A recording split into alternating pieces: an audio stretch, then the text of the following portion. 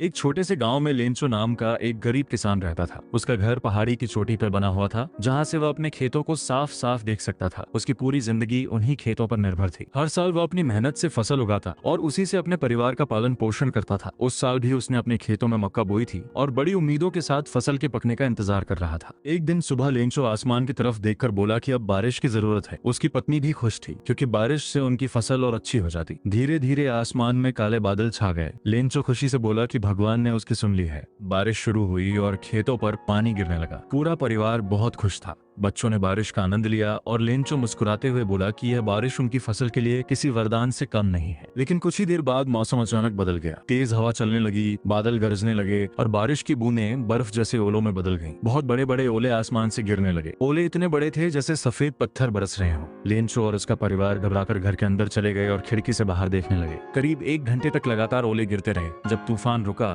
तब पूरा खेत सफेद चादर से ढका हुआ था। लेकिन वह बर्फ नहीं थी, वह ओले थे जिन्होंने सारी फसल बर्बाद कर दी थी। खेत का एक भी पौधा सही सलामत नहीं बचा। लेंचो के चेहरे की सारी खुशी गायब हो गई। उसकी मेहनत, उसका सपना, उसकी उम्मीद, सब कुछ खत्म हो चुका था। उसके परिवार के लोग रोने लगे, क्योंकि अब उनके पास खाने तक के लिए कुछ नहीं बचा था। आने वाला साल उनके लिए बहुत कठिन होने वाला था। लेकिन लेंचो का विश्वास भगवान पर बहुत गहरा था। उसे यकीन था कि भगवान सब कुछ देख रहे हैं और वे उसकी मदद जरूर करेंगे। अगले दिन लेंचो ने एक अनोखा फैसला लिया। उसने भगवान को एक चिट्ठी लिखने का निश्चय किया। उसे पूरा विश्वास था कि अगर वह अपनी परेशानी भगवान को बताएगा तो भगवान उसकी मदद करेंगे। उसने कागज और पेन लिया और लिखना शुरू किया। भगवान, अगर आपने मेरी मदद नहीं की तो मैं और मेरा परिवार भूख से मर जाएंगे। मुझे अपनी फसल दोबारा उगाने के लिए और परिवार को खिलाने के लिए 100 पैसों की जरूरत है। लेंचो ने बड़ी श्रद्धा से वो चिट्ठी लिफाफे में डाली और ऊपर लिखा टू गॉड, भगवान के नाम। फिर वह उस चिट्ठी को पोस्ट ऑफिस लेकर गया और पोस्ट बॉक्स में डाल दिया। जब पोस्टमैन ने वह चिट्ठी देखी तो वह हंस पड़ा। उसने ऐसा पता पहले कभी नहीं देखा था। उसने वह चिट्ठी पोस्ट मास्टर को दिखाई। पोस्ट मास्टर भी पहले हंसा, लेकिन फिर लेंचो की भगवान पर आस्था देखकर बहुत प्रभावित हुआ। उसने सोचा कि इस आदमी का विश्वास टूटना नहीं चाहिए। पोस्ट मास्टर ने फैसला किया कि वह खुद भगवान बनकर लेंचो की मदद करेगा। उसने अपने कर्मचारियों से पैसे इकट्ठा किए, खुद भी कुछ पैसे डाले और अपने दोस्तों से भी मदद मांगी। बहुत कोशिश के बाद वे केवल 70 पैसों ही जुटा पाए। पोस्ट मास्टर ने वह पैसे एक लिफाफे में रखे और लेंचो के नाम भेज दिए। साथ में सिर्फ एक शब्द लिखा, गॉड, भगवान। जब लेंचो ने वह लिफाफा खोला तो उसे बिल्कुल भी आश्चर्य नहीं हुआ। उसे पहले से ही विश्वास था कि भगवान उसकी मदद करेंगे। लेकिन जब उसने पैसे गिने तो वे केवल 70 पैसों निकले। वो गुस्से से भर गया। उसे पूरा विश्वास था कि भगवान गलती नहीं कर सकते। भगवान ने तो 100 पैसों भेजे होंगे, बीच में किसी ने 30 पैसों चुरा लिए होंगे। वह तुरंत फिर से बैठा और दूसरी चिट्ठी लिखी। उसमें उसने लिखा, भगवान, पैसे भेजने के लिए धन्यवाद, लेकिन मुझे केवल 70 पैसों मिले। बाकी 30 पैसों जरूर पोस्ट ऑफिस वालों ने चुरा लिए होंगे। अगली बार जब पैसे भेजना तो सीधे भेजना, पोस्ट ऑफिस वालों के हाथ मत भेजना, क्योंकि वे बहुत बेईमान है। जब पोस्ट मास्टर ने वह दूसरी चिट्ठी पढ़ी तो वह